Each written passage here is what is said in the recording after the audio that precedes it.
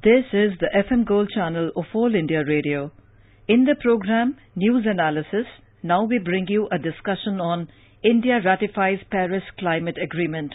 The participants are Dr. C.K. Varshney, environmentalist, and Prashant Sood, Deputy Bureau Chief, Indo-Asian News Service.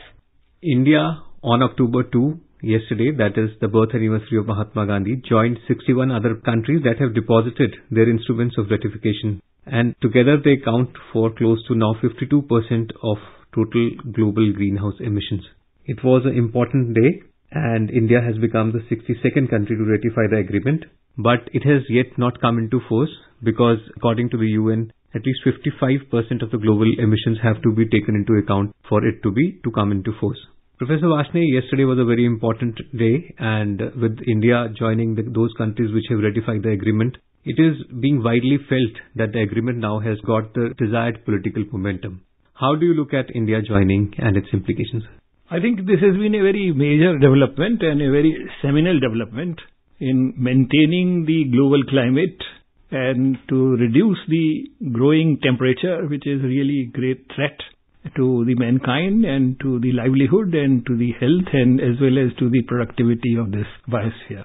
So from that perspective, but the background to this really is that this treaty, which was agreed upon during Paris Convention, which is known as COP21, took 20 years to come to this an agreement. This is very significant. So you can understand that people had some very divergent views about it, particularly among the industrialized countries as well as the developing countries' viewpoint.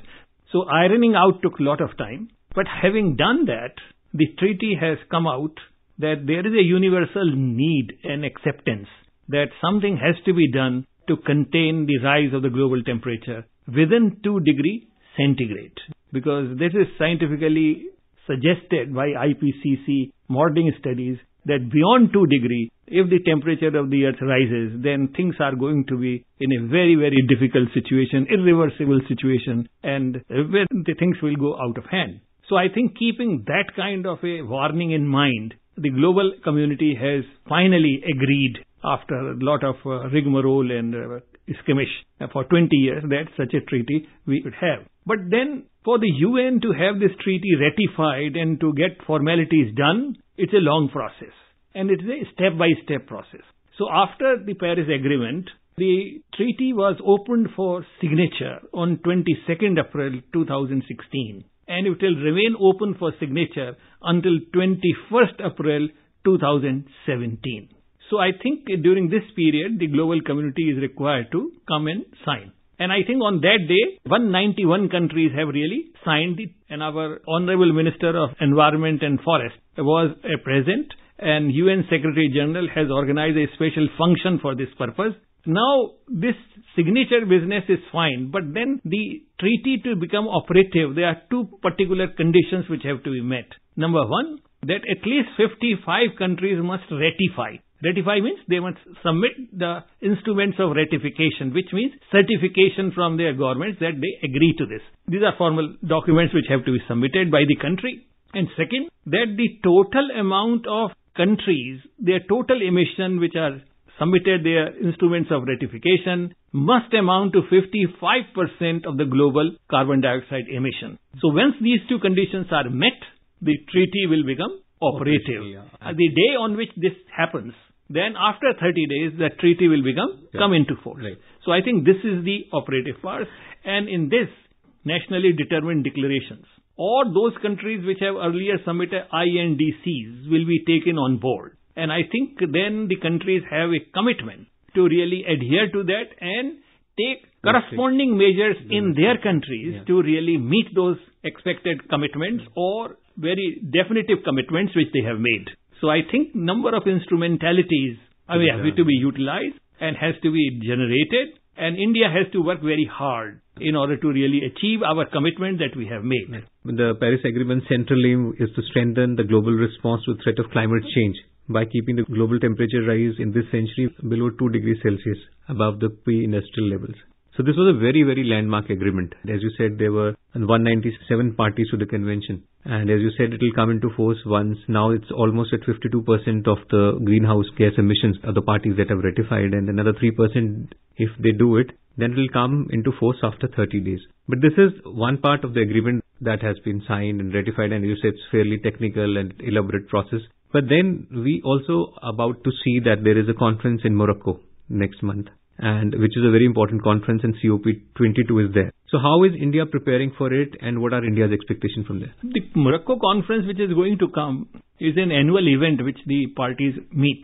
And in this it is only being considered and notes will be exchanged as to what is being done to meet those targets for which the commitments have been made. So I think this is nothing but exchange of notes and so on. But I think this is important, where the information and the experience will be exchanged, as well as people will get to know as to what are the ways and means of really achieving those targets. But in India, that our commitment is going to be very important, because our Prime Minister has already declared that 100 gigawatts of solar energy plus 60 gigawatts of wind energy. And we have said that by 2022 we will have about 40% of our energy needs to be met from non-fossil fuel energy sources. So I think with this kind of a commitment that we have, and I think there are certain studies which have been done by Niti Aayog, where certain amount of economic growth has been scenarioed, that 8% or 8.5%, and they have come to the conclusion that our energy needs are going to grow. But even after that, we will not be very high CO2 emitters. Yes. In fact, we will be much less than the global average.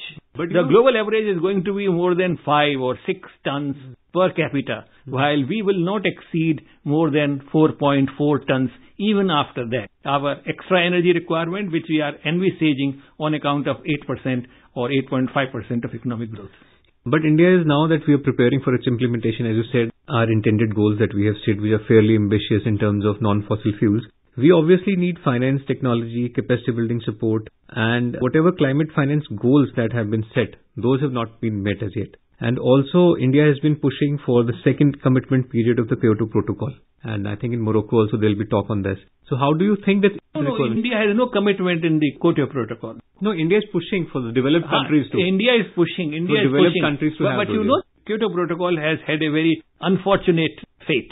That is that people have not adhered to their commitments, and I think they have fully faulted on that. And that is the reason that we find that continuous emission of carbon dioxide is escalated, and as a result the situation which has been created has become very precarious, which has precipitated the agreement in form of the Paris Agreement. Developing countries are also saying that whatever their INDCs, their intended goals that they have set, whatever commitment has been made in terms of Green Climate Fund, it does not match the requirement of finance. You are right that the Green Fund is much too small as compared to the needs, as compared to the kind of program that is envisaged. But it is hoped that as we move on, things will improve. But you are right that here are areas of concern. Another areas of major concern is that it is important and incumbent that the developed countries should pass on the technology as well as know-how and wherewithal for really having energy efficient technologies and so on and so forth. There are two premises on which India is working. Number one, to really replace the fossil fuel by non-fossil fuel energy sources such as solar energy, wind, biomass, biogas and nuclear. And I think in all this, country is making a very appreciable progress. And the second point is that increasing the energy efficiency or increasing the energy density, which means that per unit of energy, you are able to produce much more than what we have been doing now. And if that is the case, then I think on these two fronts, we do see very practical, satisfactory development. But just to give one example, you see these LED bulbs which have been now distributed. More than 6.5 or 6.67 crores have been already distributed. And this has resulted into more than 4,000 megawatt of electricity saving, as well as the huge amount of per day expenditure of the money. Plus our industry is progressively and gradually is improving upon energy intensity. Less energy for doing more work, or with same amount of energy they are doing more production. So I think these are very positive signals, and It will take time, but I think that we are on the right track. And the only thing is that we have to continue to make our progress to achieve these targets and to demonstrate to the public and to the world at large that we are able to do it. And it is in our own interest. This is significant, it's symbolism also, but in that India signed and ratified the agreement on the birth anniversary of Mahatma Gandhi, who led a simple life, who exemplified simplicity. Do you think that the world is also getting this message that there is need for change in lifestyles, particularly in the developed world, where their lifestyles are considered extravagant?